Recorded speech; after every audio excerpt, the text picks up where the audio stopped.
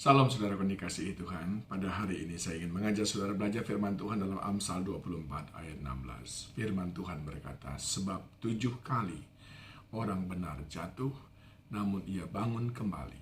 Tetapi orang fasik akan roboh dalam bencana. Beberapa hal yang perlu kita pahami terkait dengan kehidupan kita sebagai orang Kristen, orang percaya, yang disebut juga sebagai orang benar, adalah bagaimana cara kita meresponi keadaan yang di sekeliling kita ataupun yang sedang kita hadapi. Kitab Amsal ini mengajarkan kepada kita ternyata tidak susah untuk meneliti, mengenali mana orang yang benar, mana orang fasik. Yaitu dikatakan kalau orang benar jatuh, maka berbeda caranya dengan orang fasik ketika menghadapi kejatuhan. Tetapi sebelum sampai ke sana, saya ingin sampaikan kepada saudara, salah kaprahnya kita sebagai orang percaya. Kita sebagai orang percaya yang sudah mengikut Tuhan, sering sekali kita berharap tidak lagi ketemu dengan langit yang kelam dan juga jalan yang berlobang-lobang dan berbatu-batu. Padahal sebetulnya Tuhan tidak pernah janji langit selalu biru dan jalan selalu rata. Ayat ini mengatakan kepada kita bahwa orang benar pun jatuh menghadapi berbagai macam persoalan, tantangan kehidupan. Ketika kita memahami ini, maka cara kita melihat hidup kita yang tidak henti-hentinya menghadapi berbagai macam tantangan menjadi berbeda. Begitu juga cara kita melihat orang lain yang mungkin sedang jatuh, sedang bergumul juga berbeda. Tapi kalau kita tidak memahaminya, maka kita cenderung memberikan penghakiman demi penghakiman.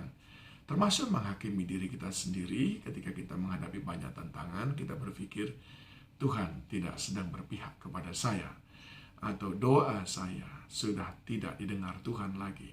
Atau kalau melihat orang lain yang sedang jatuh, ataupun sedang tertatih-tatih menghadapi berbagai macam pergumulan, kita mungkin berkata, dia sedang banyak dosa, dia sedang banyak kenajisan dalam hidupnya, dan lain sebagainya, saudaraku.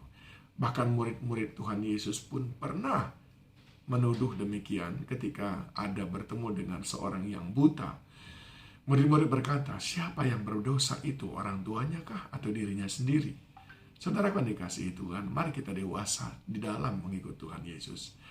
Firman ini menunjukkan bahwa tidak selalu kejatuhan saudara, pergumulan saudara, itu karena dosa saudara. Tapi sering sekali karena Tuhan melatih kita.